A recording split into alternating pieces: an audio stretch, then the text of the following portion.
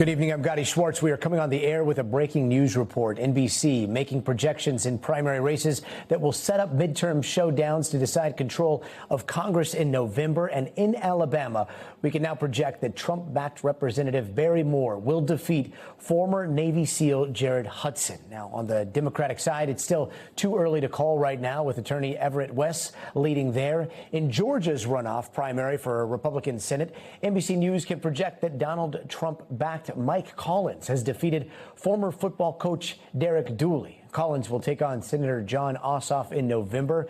And in Georgia's race for Republican candidate for governor, self-funded businessman Rick Jackson is projected to defeat Trump-endorsed Lieutenant Governor Burt Jones. And in just an hour and change at 11 p.m. Eastern, we're going to watch polls close out here in California, where there's a crowded special election to replace disgraced Congressman Eric Swalwell, who resigned earlier this year in the face of sexual misconduct allegations. Let's get straight over to NBC News chief data analyst Steve Kornacki over at the big board. Steve, what propelled Moore to victory here? Yeah, I think one way of looking at this map here in the Senate race is roughly there were kind of three regions here. South Alabama is where Barry Moore is from. It's where his congressional district is from. And, you know, he was winning it. He was winning it by a solid margin. Hudson actually didn't, all things considered, do that badly down here, but this was a big area for Moore.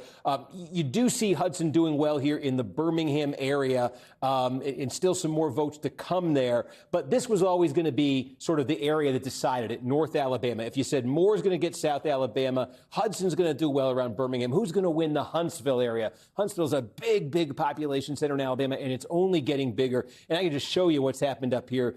This is Madison County, where most of Huntsville is, and Moore's winning it. He's winning it solidly. Go next door here, Limestone County. This is also core Huntsville area. And again, it's double digits for Moore. You could even extend this out to where the city of Florence is. And again, so these sort of population centers here in North Alabama carrying the day for Moore. And I think that was sort of like, again, if the South was going to be for Moore and the Birmingham area was going to be for Hudson, who was going to win Huntsville in the North?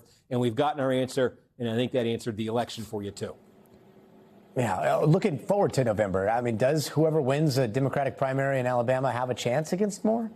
Not unless there were a political upset on a scale I can't quite remember, because this is the backdrop for the general election in November, a state that Donald Trump won by more than 30 points. So there is no senator right now representing a state. There is no Democratic senator representing a state that went for Trump by anything even remotely approaching the scale of this. So, you know, I think this was, we talked about this. There's a mayor's race in Washington, D.C. tonight with a Democratic primary. We've been saying, look, for all intents and purposes, the Democratic primary is going to decide who the next mayor is.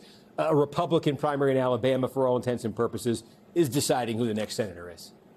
Yeah, historical context says it all. Steve Kornacki, thank you.